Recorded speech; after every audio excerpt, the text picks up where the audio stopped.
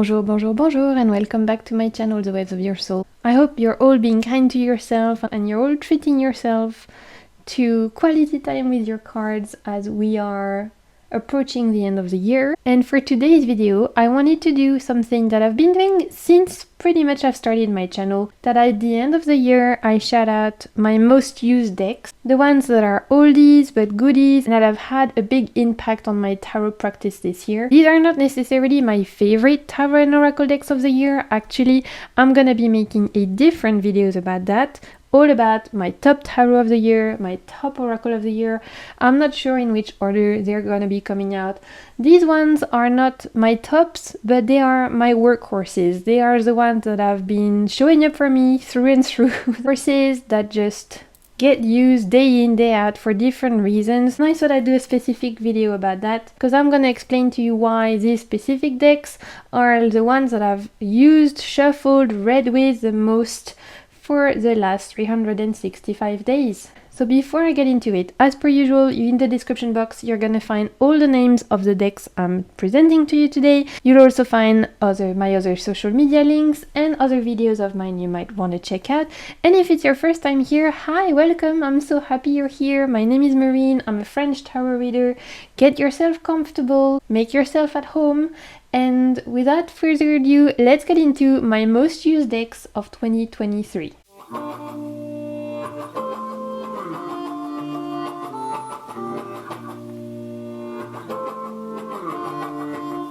So how's everybody doing? Before I get into it, I would love for you to share in the comments what are your most used decks of 2023, the most used oracle decks, tarot decks, Lenormand, playing cards, whatever system you use, runes, whatever it is. Please let me know what you've been using the most this year. As I said in the intro, I wanted to do separate videos, so we're gonna have my top tarot decks of 2023, my top oracle, and this particular one is my most used, and I guess you could call them the behind the scene workhorses, like the decks that I use behind the scenes that maybe I don't shout out all year long because they're not new, they're not stuff that have come in my collection that recently, but they're things that I used over and over and over for the last few years that continue to show up for me. Looking back, I've realized those are the decks that I've touched the most this year for one reason or another, and I'm gonna explain to you why. And I thought it might be interesting to see what it is that I actually use the most over the last 12 months, because I tend to change tarot quite a bit. Like, I use a tarot deck for a month maximum because I have a lot of decks, and because I'm an Aries, I get bored quickly. I like to change different vibes, different reading. You know, I'm not gonna be sticking with the same deck at the same time. Those decks I'm going to present to you, they've kind of been staying out for the whole year because they have particular use, and I thought if I was to share them with you, maybe that could help you look at your practice in a different way and we could exchange about that. And I thought it would just be nice for us to have that conversation about the decks we actually put to good use, the workhorses, the behind the curtains kind of decks. So let's start with what I call my altar friends. Those are the decks that I've used the most because they've been living on my altar for the last 12 months or so. They're always on my altar. I kind of pull a card every few days, sometimes every day, sometimes once a week, but those decks sit there, they've been sitting there. And the first one is the Nature's Message card, something like that. Gosh, I never remember the name of this deck because it is, I don't know, it's just one of those that doesn't stick into my mind. This is a mass market deck. I don't even have the box for it anymore, guys. Like, this is the situation right now. So this is a mass market deck. I'll put the name of it in the description box, but this lives on my altar all year long. I think it's gonna continue to be there for the foreseeable future. I don't see myself packing it in, to be honest, because I just enjoy it so much. It's a very little deck. It's, I would say, maybe even smaller than poker size. It is a photographic deck and it's inspired by nature, and so on every single card you have an image of a natural element, a tree, a climate phenomenon or something like that, and then on the back you have 3 different messages. Let me get a bit closer. And so for river, at the back back you have 3 different messages, and they all tap into different aspects of the idea or the energy of or the spirit of the river. So what I love about this particular deck is that it's super easy to use, and the fact that this sits on my altar is purely for the fact that I can get quick messages. First of all, I find this deck absolutely beautiful. There's something super poetic about nature, and nature is a huge part of my spiritual practice. It's how I connect to spirit or source the most. So it makes sense for me to have this on my altar because it's a way for me to ground back into myself. It's kind of like a message for the day, or sometimes a message at night, or even just a message during the day when I feel out of sorts and I think, okay, I need to come back to myself.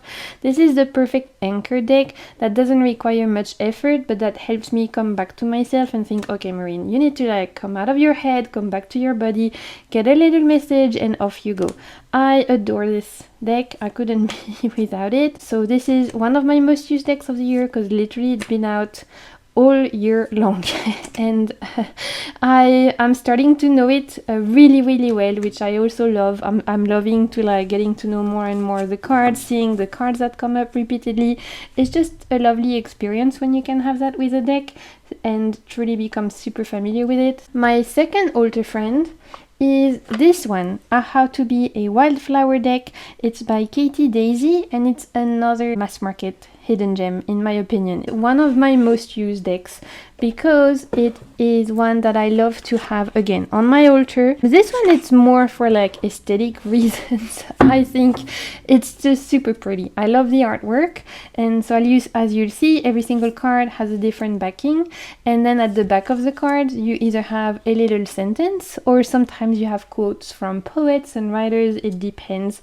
The sentences are not anything crazy profound or anything super wise or anything that you've never heard before. It's all fairly standard and dare I say basic, like Stay Curious for example, but yet it works. It works, and I think again, for my altar cards, I like to have things that just get straight to the point, straight to the message, so that I'm always constantly reminded of that particular energy I'm either trying to invite in or I'm trying to work with or embrace more. It kind of depends. Like my altars are very much based around my moods, I guess. Sometimes they're based around the energy of the moon, sometimes they're based around what I'm working with in my life at the moment or what I'm trying to get help around. It kind of depends, but because the messages on the backs are so simple, images are a really good representation and synthesis. Is that even an English word? Synthesis? I don't even know, you guys. I'm a little bit tired. It's the end of the year. Please forgive me if my English makes even less sense than usual. Images are a good summary of the messages at the back. So, for example, here, see magic every day. And we have this beautiful white rabbit. The reason why I love putting this in on those cards on my altar is because I will see the image and I'll be reminded of the text at the back without having to think too much about it, without having to be like, what did that card mean again? What was the message here again? On top of that, like I said, I think the images are super beautiful. And I'm gonna be honest, the main reason why this is one of the most used is, I don't know if you can see, the cards are slightly longer. I have this like card holder on my altar that fits exactly this particular kind of card. It's also why I like using this one, because it looks really pretty.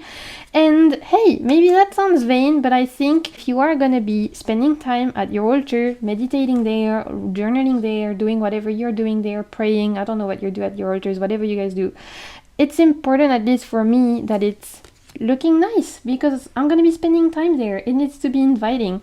So of course the aesthetic factor, it's a nice addition. It's like the cherry on the cake. Full of grace. I love this one with this one. It's really beautiful. So I love this deck. Again, it's an altar friend. It lives on my altar pretty much all year long. It's always there. It's another one where I'm starting to know the messages by heart, and I like it. It's nice. I like to develop this particular like familiarity with the deck. Again, like I said, it's nothing special in the sense of like the messages are nothing out of this world extraordinary, but they are a good reminder, I think. And sometimes I need those simple messages to just just, again, ground back, come back to myself, come back to the present moment. I think there's another deck that she created this year. I don't have it, I just have this one, and honestly, I don't think I will pick up another one. I don't need two of them. But for those of you who have her other one, let me know if you enjoy it, which one, if you have both, which one do you prefer? I'm curious. I'm loving this little cloud ring because I actually made it myself the other day. I've been playing with polymer clay. My mom is a jewelry artist, so she is very proficient at polymer clay, and I'm starting to learn how to make things. She's teaching me some stuff, and I made this little ring the other day, learning how to make a gradient, and you know what? I love it. It makes me happy, so I'm here for my little cloud ring. Just a little side note. Okay, let's move on. So like I said, I'm gonna do a separate video for my favorite tarot decks of the year, the top of the top, the ones that have truly blown me away. But I need to give in this most used decks a shout out for the deck that I've been using the most consistently all year long, and that's the Aquarian Tarot in a tin. It's a mass market deck, it's US Games, the Aquarian Tarot by David Palladini. The reason why this is in my most used decks is purely for the fact that it's my only tin deck. I don't have any other, and so it lives in my bag always. Like, it's the deck that I carry with me when I'm going to the physio or when I'm going to like the doctor and I know I'm gonna be in the waiting room for ages, at all my medical appointments, because sadly that's been a lot of my life this last year. I've you know, chronic health, chronic pain. I've spent a lot of my time at the physical therapy center, at the doctor's office, and just in waiting rooms in general. Those strange liminal spaces, I know them very well. I've spent a lot of time there because of health struggles, and so when I know I'm gonna have like 2 hours to wait for my appointment, I like to have a little deck in my bag in case I want to do a quick reading and in case I just want to like ask a question or think about a spread or something like that. And this is perfect because it's in a tin, it's smaller. I love the Aquarian Tarot. It's an older deck. I think the Aquarian dates back from the 70s, but you can still buy it now.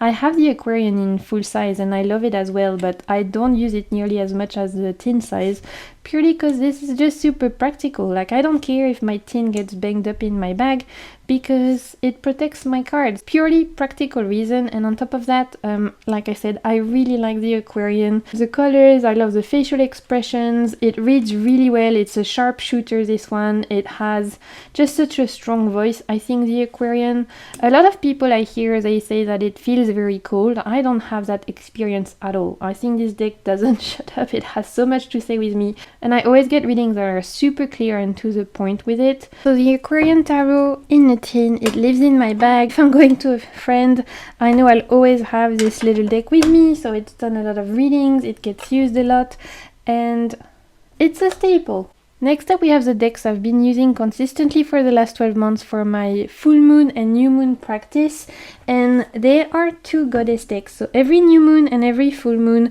I do a tarot spread inspired by the moon energy. Sometimes I use a spread I create, sometimes I use a spread that my friend Niha create. For example, on YouTube, Dark Fate Tarot, I leave the link to her channel down below. She usually shares really cool spreads around new moon and full moon, so if you don't follow her, go check her out and tell her I say hi. But I like to follow the moon cycles, and I usually use a different tarot deck every full moon and new moon, because I will use a tarot deck that is kind of inspired on the energy of the astrological sign that the moon is in. But there are 2 staples which are oracle deck that I use all year long for full moons, and this one is for new moon.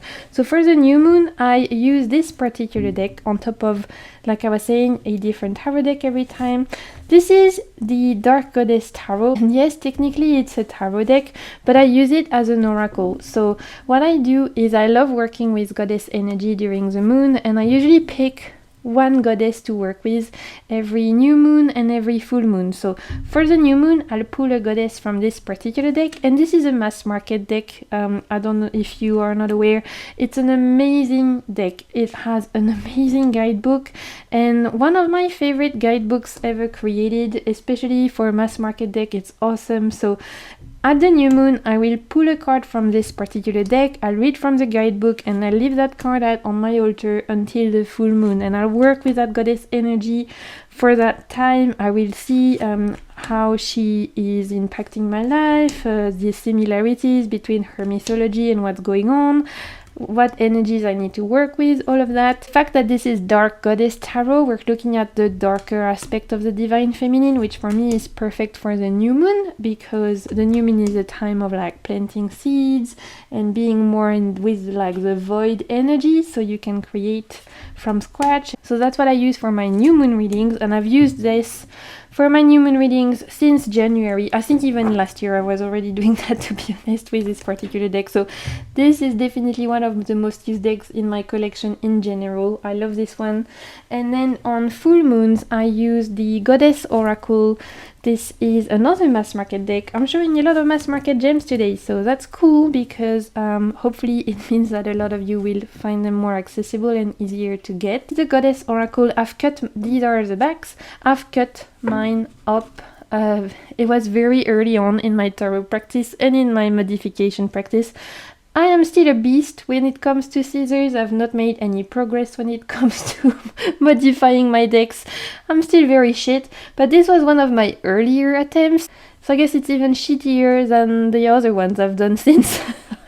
This is really bad. But you know what? There was like those huge white borders all around the images that were really pissing me off. It was making it harder to shuffle the deck. And so I just went, and so I just picked up my scissors, went full beast mode, and I'm happy about it. The modification is not perfect, but it makes the deck more usable for me, and that is what I ask. At the end of the day, I just want my decks to be usable. So this is one of my oldest decks, and it's definitely the one of the most used this year, because I've used it every single month, like I was saying. Every full moon I'll pull a card from this, and this has another amazing guidebook. So I love the guidebook from the Dark Goddess Tarot. I love the guidebook from the Goddess Oracle. There's something about the way that both of these authors write that is very moving, very emotional, and very pertinent. The bits about who the goddesses are, I think, are not quite enough. Like, if it's a goddess I've never worked with or heard of, I would then do my own research, see if I can find stuff on Google, maybe even download a book if I want to go further. But in terms of like working with the energy of the goddess, there's like, in this one you have meditations, you are offered some visualization, some rituals, you have some journaling practices. Like, there's lots of, for every single goddess you have a suggestion on how to work with her that's very practical. I don't always do the visualization, meditation, or whatever that is offered, but I enjoy reading it, because it's nice to then decide if I want to do that or not. It's been really interesting for me to continue this goddess practice, because I've realized that there are some goddesses that have showed up for me several times this year, mainly Sulis, who is the goddess of healing, and that makes a lot of sense. You know, I navigate the waters of chronic health and chronic pain, so it makes sense that a goddess dedicated to illness, wellness, and all of that would show up and help me work through that. But also, I also had Bast quite a lot, and that was really nice to work with this particular energy. It's a divine feminine aspect that I really enjoy, so I really enjoy the working with both of these oracles. This one for the full moon, this one for the new moon. It's something that I love journaling about, that I loved using, and I can see myself continuing this practice next year. Okay, now we're moving into the category I've called Bedside Table Friends, and so those are the decks that I've been leaving either on my desk or on my bedside table for the last, again, 12 months. They are decks that I am always gravitating towards for, like, if I have a quick question, if I want to do a quick reading, if I want to find out something quickly, and I just know I can go back over and over to them. Those kind of like workhorse oracle decks that I've done a ton of readings with, and that just continually show up for me. So the first one that I definitely have used the most this year is l'Oracle des Créateurs Sacrés by Chris Anne. This is the French version of a mass market deck called the Sacred Creators Oracle.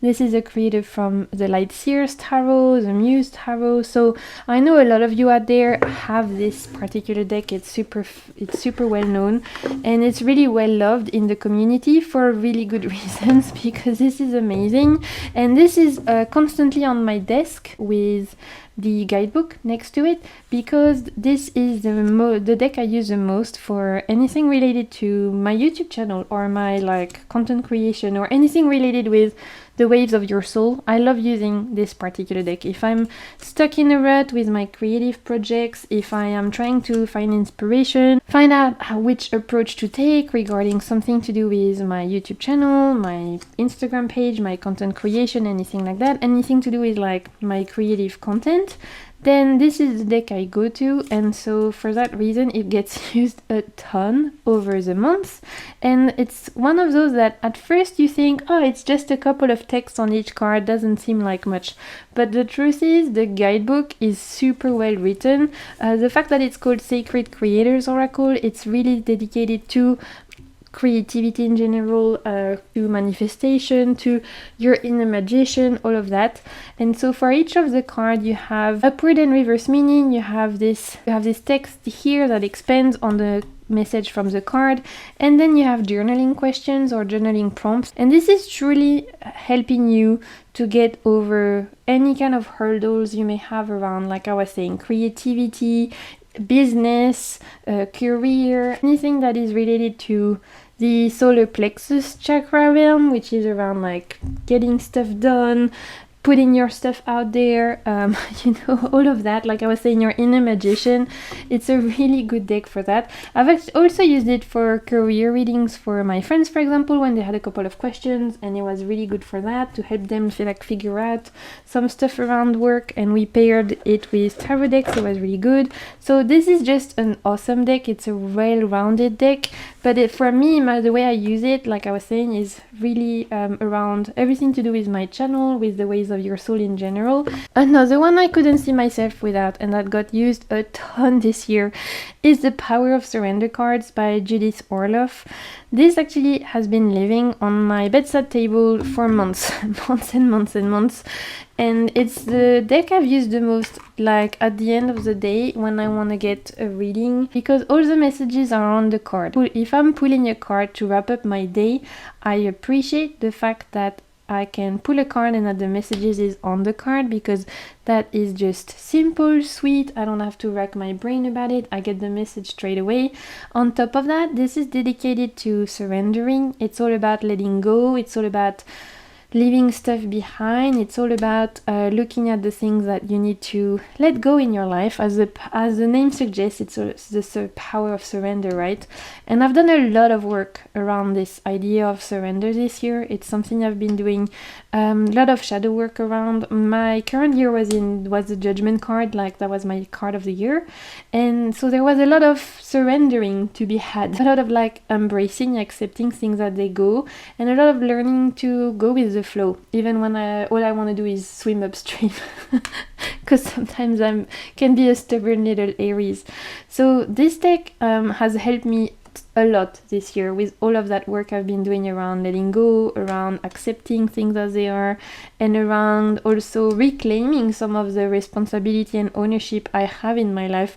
And sometimes that responsibility shows up as what I can let go of, what I can surrender, or what I can like tap more into. This is a really good workhorse deck, and it's one of those that for me it's a Swiss knife deck. You can use this for career reading, you can use this for love reading, you can use this for, like I was saying, day-to-day general pull a card reading. You can use this to start off spreads. I've done that a ton, start off tarot spreads. You can pair this with tarot and oracle deck. You can use this as a starting point for journaling. There is so much you can do with this deck. It touches on so many different themes, and it is super on point. Like, it will tell you what you need to know regardless of if it hurts your feelings or not. I think it's a massively underrated hidden gem. It's definitely not the most beautiful deck I have, but it's one of the most useful decks I have. Another deck that has been pretty much living on my bedside table for the last year is the Wild Unknown Archetypes by Kim Krantz. This is a deck I used pretty much constantly since I've gotten it 2 years ago. I don't think I've ever really put it back on the shelves, to be honest. So usually for the full moon or the new moon, I will pull one archetype to work with for the duration of that moon phase. So I'll work with an archetype like new moon to full moon, or if I sense that the archetype I'm working with, I need to continue working with it, I might even keep it for like the whole month. So it depends. Some archetypes I've worked with only for like half a month, and some I have worked with longer than that, but I really appreciate this particular deck from Kim Krantz. It has helped me understand archetypes better, especially how they show up in nature. I think the guidebook for this is fantastic. Honestly, all the decks I'm sharing with you today, the Dark Goddess Tarot, the Sacred Creators Oracle, the Goddess Oracle, this one, and the one I'm going to share with you just after, they're all fantastic mass market decks, and they all have really in-depth, well thought out, well researched, impactful, beautifully written, and very powerful guidebooks. So I couldn't use this on its own. I use this constantly with the guidebook, and it's definitely one of my most used decks. It's one of those, again, it's something I've done consistently for the last 2 years or 3 years. I can't remember when this came out, but I got it as soon as it got out. I've been working with those archetypes monthly ever since, and it's really interesting, especially when you realize that you pull certain cards again and again and again. There are some cards that I've never had in this particular deck, and there's some cards that I've had to work with more than usual, and it's something that I really appreciate, because it also helps me understand, okay, who am I as a person, what kind of archetype represents the most my core nature. From using this deck quite a lot, I'm starting to realize the archetypes that define me the most, and the one that I have trouble integrating maybe more, and I think that's understandable. We all have some archetypes with which we vibe more, and some of them with which we really don't identify, and yet it's still interesting to work with archetypes that we don't identify with, because it can help us see what we're masking, for example. So I don't have any other Kim Krantz decks left. I used to have the Wild Unknown Tarot. I don't have that anymore. I don't have her other alchemical deck. I don't know if I'll pick it up. I'm curious, but at the same time, I enjoy this one so much that I don't know if I need the alchemical deck that she has. So if you do have the alchemical deck, I would love to know your thoughts in the comments. Please let me know. Are you enjoying it? But it's a deck that has been on my radar for ages, but I just can't decide if it's something that I want to work with or not. I'd love to have your input. For you guys who have it, or who have had it, let me know your thoughts, your experiences, all of that good stuff. Another absolute workhorse for me has been the Poesis Oracle. This is by Andrea Wan, and this is a French mass market edition. It's by Le Lotus et l'Éléphant. This is the French publishing house. So originally in English, this is an indie deck. It was a Kickstarter. I backed the Kickstarter in 2020. I never received my Kickstarter copy. I've had very few like bad experiences with Kickstarter. This was not a bad experience, but it was one of those that just got lost and I never received my deck. And then a few months later, I went into the bookshop local to me, and I realized that it had come out mass market in French, and I was like, well, I guess this was meant to be. So I picked it up, and I'm so glad I did. So the Poesis Oracle, it's a really cool, unique deck in the sense that you have 77, I think, or 78 cards, and each card represents a poem. So in the guidebook, they're not your stereotypical messages of divination and guidance and keywords and all of that. It's every single card represents a poem that was written by the creator. It just delights me. There's something about poetry that is so profound and beautiful, and I think it's another way to connect with cards, which I really appreciate. I've been recommending that if you're curious about it, you get the French mass market version, because most likely it is cheaper than the indie version in English, and the thing is, all the poems that are corresponding to each card exist on a website online, like the creator have made them available on a website. So you could get the French mass market version and then get the poems on the website for free. So what you could do is here you could write the keywords of the card in English, for example. You could translate. But obviously, because I'm French speaking, I'm completely fine with the French version. And I will say that the poems that have been translated here are really well translated, and normally it's super difficult to translate poetry. I think a lot of it can be lost in translation, and a lot of it can lose its impact, its beauty, its grace. I think the people who have translated this deck have done a fantastic job, and the poems, even in French, are very touching and beautiful, which is not always the case when poems are translated. It's super hard to translate poems, right? Because each word has such a meaning in a language, it's difficult to translate that to another, but they've done a fantastic job. So this is a deck I've used so much over the year. I love to just pick a card, read the poem. Sometimes I read it in French and in English. The artwork is not necessarily my favorite. Like, I love color, and even though there's some fantastic card, like this abandoned card is one of my favorite cards of the deck.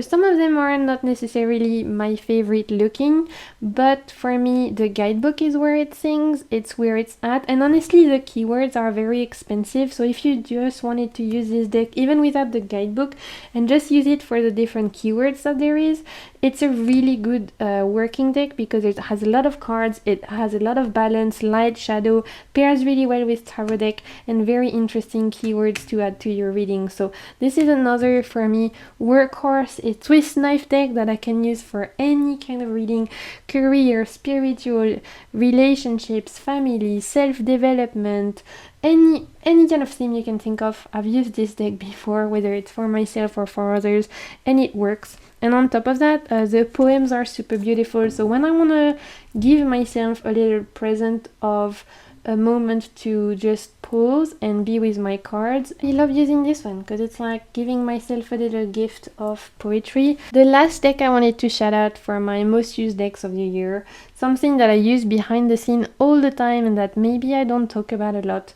Also, for those of you who follow me for a long time, first of all, thank you for being here. I appreciate you. And second of all, you probably know that this is something that I use a lot, and these are Dixit cards. So I've got a few different extensions for Dixit cards. Today I just grabbed one of my pouches. If you don't know what Dixit is, it's originally a board game where you have cards with images on them, no keywords, and it's like an imagination kind of game. I think from what I understood, you are supposed to tell a story and people have to guess the card you use, something like that. I've never played the board game, I'm not really interested. What I'm interested in is the cards that they sell as part of the extension for Dixit, and that's what I've bought. So you can buy the whole board game if you wanted to, or you can just buy the extensions. Here today, I think it's the... oh my god, what is this one? I think it might be the Odyssey, but I'm not 100% sure. So check the description box and I will put the exact name of this particular extension, because right now it escapes me, but I'll make sure to put it in the description box for you. And Dixit cards are one of my most used decks because it, again, lives constantly on my bedside table. There's a lot going on my bedside table, like there's towers of books and decks and water, some crystals, and you know, the essentials. But I love having always a Dixit set next to me because it is one of those oracle decks that is super great for first working with your intuition. You pull 3 cards, 4 cards, however you want, and you just intuit from the images a message, whatever. You can do full-on reading with this. You can pair it with oracle, you can turn them into tarot decks, you can pair them with tarot, but my favorite way of working with Dixit is just letting the images speak to me and fully using it like for intuitive purposes, for working with my third eye chakra, and it's so good for that. The fact that there's no keywords, it's not even meant for divination or anything really. At the end of the day, it's supposed to be a game, but the images are so poetic, they speak really well to any kind of questions you might have, and every time I use them, even though I might get the same images a few times in a row, I'll never get the same message, if that makes sense, because they always speak to a different aspect depending on the context, depending on the combination of cards, depending on the question. And I also really love working with Dixit for dream journaling, like dream interpretation. So Dixit cards are fantastic. I couldn't see myself without it. I use it all year long. It's one of my most used decks, and like I said, I've got a few extensions. I'm just sharing one today. I really want, they did a Disney one recently, which I really want, but I think you can only get the Disney cards if you buy the whole game, like they only sell it as the game set, and I don't want the game, I just want the cards. So I'm hoping they come out with the Disney cards like as an extension and not as the whole package of board game, but I don't know. I might eventually just cave and get the Disney version because I love Disney and the cards look really cute, and I think my inner child would squeal, to be honest, so I might cave. Yeah, Dixit is one of my most used oracle cards. Even though it's not meant to be an oracle, it's an oracle to me, and it's something that I love using for imagination purposes. Such a freeing practice that if you've never done that, I really recommend it. So my friends, this is it. These were all of my most used decks of 2023. I hope you enjoyed seeing them, and I hope it was useful to hear how I use each one, the way that they integrate in my tarot practice differently. And I would love to know in the comments what are your most used decks of 2023. Please let me know. I love reading you. If you enjoyed this video, and leave it a thumbs up. It's a lovely exchange of energy and it does help my channel out. And I hope you're excited for all the other videos I'm planning, my top decks and all of that. I hope you'll enjoy that. Thank you so much for being here. I appreciate you. If you've made it to the end of the video, you can leave me a little seashell emoji. It will let me know you've made it this far. Until my next one, I'm sending you so much good vibes and keep navigating the waves of your soul. Bye!